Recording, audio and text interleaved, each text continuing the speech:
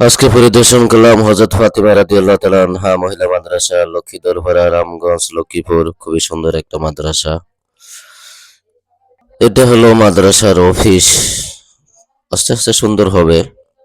ওনাদের পড়ানোর পদ্ধতিটা খুবই ভালো লাগলো। উনি পড়াইতেছে এদিক দিয়ে, এদিকে টিনের বেড়া, ওই পাশে মহিলারা পড়া ধরতেছে। খুবই ভালো লাগলো।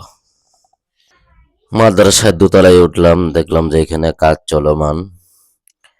আহ খুবই সুন্দর একটা পরিবেশ, অল্প জায়গাতে খুব সুন্দর একটা ভবন উঠাইতেছে, দোতলার কাজ চলমান।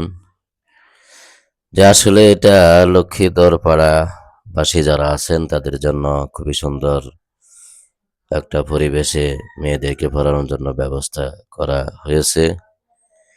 তা আশা করি লক্ষ্মীদর পাড়াবাসী আপনাদের আদরের কন্যা সন্তানকে মাদ্রাসা পড়াইবেন, পর্দাসীন বানাইবেন।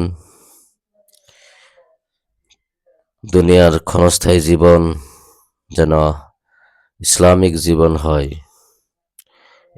জীবন হয়, এই জন্য আমরা আমাদের মেয়েদেরকে মাদ্রাসা পড়াবো, দিনী শিক্ষায় শিক্ষিত করব।